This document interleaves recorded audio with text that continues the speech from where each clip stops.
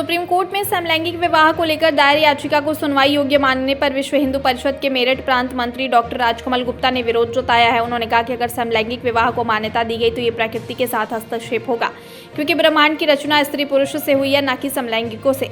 समलैंगिकता भारतीय संस्कृति के ऊपर खुला आक्रमण है। अगर इसे मान्यता मिले तो भारतीय संस्कृति का जो नुकसान होगा उसकी क्षतिपूर्ति नहीं होगी। इसलिए सुप्रीम कोर्ट से अनुरोध है कि ये याचिका खारिज होनी चाहिए। इस दौरान विहिप के प्रांत मंत्री ने समलैंगिकता के साथ लिव इन रिलेशनशिप पर भी निशाना साधा और कहा कि हमारे समाज में हर धर्म में विवाह संस्कार होता है, लेकिन लिव इन रिलेशनशिप और समलैंगिकता में ऐसी कोई बात नहीं है जिसकी प्रामाणिकता हो, तो फिर ये समाज कहाँ जाएगा। वहीं प्रांत मंत्री ने सुप्रीम कोर्ट से मांग करते हुए कहा कि ये विषय स्वीकार्यता के साथ ही कानून बनाने योग्य होना चाहिए, और कानून बनना भी है तो विधायिका, संसद और धर्मगुरुओं से सलाह मशवरा करके इस पर निर्णय होना चाहिए। साथ ही उन्होंने कहा कि हम समलैंगिकता के खिलाफ लोगों को जागरूक करने का काम करेंगे।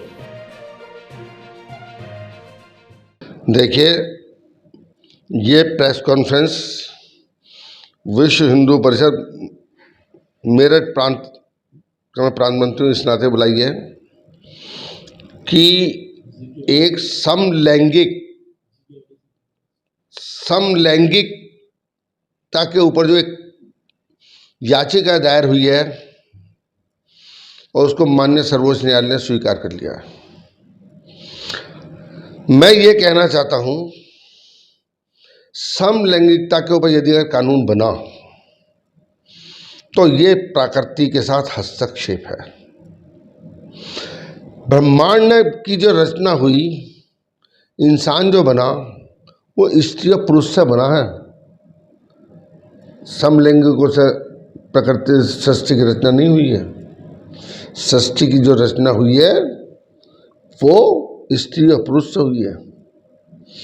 हमारा माननीय सर्वोच्च न्यायालय से ऐसा एक अनुरोध है, हिंदू समाज का एक जागरूक, देश का एक जागरूक नागरिक होने के नाते, कि ये याचिका खारिज होनी चाहिए।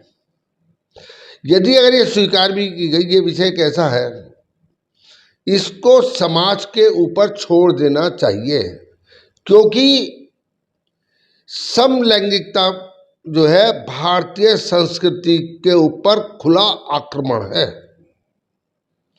आदिकाल से अनादिकाल तक, आज तक कहीं पे ऐसा भारतवर्ष के अंदर कभी नहीं हुआ।